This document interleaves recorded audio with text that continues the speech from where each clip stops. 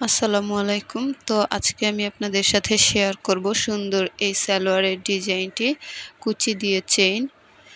তো এখানে আমি প্রথমেই সালোয়ারের কাপড়টি কেটে নিয়েছি। তো এখন দেখুন আমি এখানে কুচির কাপড়ের জন্য 2.5 ইঞ্চি চওড়া করে কাপড় কেটে নিয়েছি। এটাকে দুই ভাঁজ করে আমি এখন কুচি তৈরি করে নিব।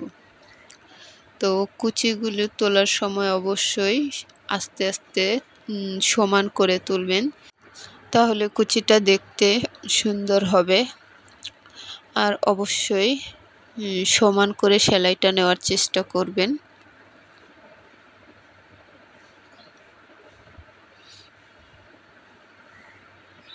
কুচিটা অবশ্যই 1 ইঞ্চি পরিমাণ হতে হবে। তো দেখুন আমার একটা কুচি তৈরি করা শেষ। সেমভাবে আমি আরেকটা কুচি তৈরি করে নিলাম। তো এখন আমরা সালোয়ারের যে মুহুরি রয়েছে, তো মুহুরিতে আমরা এখন কুচির কাপড়টি জয়েন করে নিব। তো দেখুন কুচির কাপড়টি অবশ্যই সালোয়ারের মুহুরির ঠিক সাইডের উপরে রেখে বসাবেন, যাতে করে এটা আমরা উল্টিয়ে সহজেই সেলাই করে নিতে পারি। তো অবশ্যই সেলাইয়ের উপর দিয়েই সেলাইটা নেবেন, যাতে করে আগের সেলাইটা না দেখা যায়। তো দেখুন আমি এটাকে উল্টিয়ে কাপড়ের উপর দিয়ে আরেকটা চাপ সেলাই দিয়ে নিচ্ছি। তো আমাদের চাপ সেলাইটি দেওয়া শেষ। সেমভাবে আমরা আরেকটিও করে নিব। তো এখন আমাদের যেটা করতে হবে, একটা 8 ইঞ্চি পরিমাণ একটা কাপড় কেটে নিয়েছি দেখুন। তো এটাকে হালকা একটু ভাঁজ দিয়ে মাঝ বরাবর সোজা করে একটা ভাঁজ দিয়ে নিলাম। এখন আমরা এটা থেকে 6 ইঞ্চি পরিমাণ একটা চিহ্ন দিয়ে নিব। আমরা চেনের পরিমাণটি 6 ইঞ্চি রাখবো।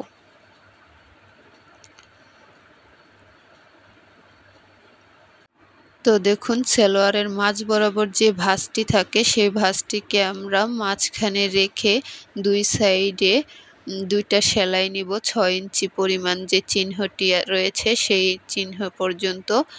তো সেলাইয়ের মাঝখানে অবশ্যই 2 থেকে 3 সুতা পরিমাণ কাপড় থাকতে হবে, যেখানে আমরা সুন্দর করে কাপড়টিকে কেটে নিতে পারবো। তো দেখুন আমার সেলাইটি দেওয়া শেষ।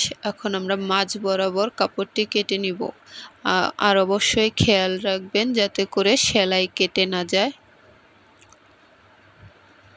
তো সেলাইয়ের সুবিধার্থে আমি কোনাগুলোও কেটে নিলাম। এখন আমরা কাপড়টাকে সুন্দর করে একটা ভাঁজ দিব। তো আপনারা এই ভাঁজের জায়গায় অবশ্যই সেলাই করে নিতে পারেন। আমি এখানে সেলাইটা দিলাম না।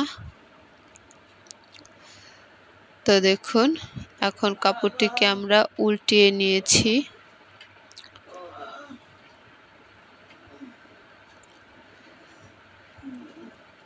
তো কাপড়টি উল্টানো শেষ। এখন আমরা সুন্দর করে ঠিক সাইডে চেনটি বসিয়ে দিব। তো দেখুন চেনটি বসানোর সেলাইটা কিন্তু আমরা অবশ্যই ঠিক সাইডে দিয়ে নিব। চাপ সেলাইয়ের সাহায্যে চেনটা জাস্ট বসিয়ে দিব। নিচের কাপড়টা অবশ্যই খেয়াল রাখবেন যেন ভাঁজটা ছুটে না যায়।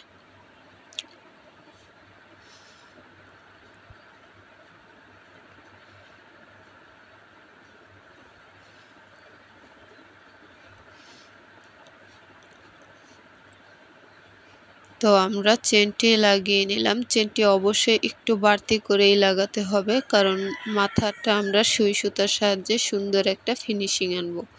তো দেখুন আমাদের দুইটা পার্ট কমপ্লিট হয়ে গেছে। এখন আমরা সালোয়ারটি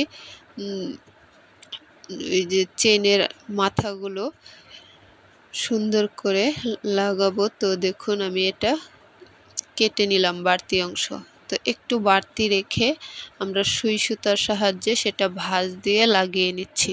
মেশিনের সাহায্যেও লাগানো যায়, কিন্তু তাতে একটু ভাঁজ পড়লেই জিনিসটা নষ্ট হয়ে যায়। তো আমরা এখানে সুই সুতার সাহায্যে সুন্দর একটা ফিনিশিং আনলাম। তো দেখুন আমার এখানে একটা পার্টের সেলাই করা শেষ। সেমভাবে আমরা অপর পাটটিও সেলাই করে নিব এভাবে সুই সুতার সাহায্যে।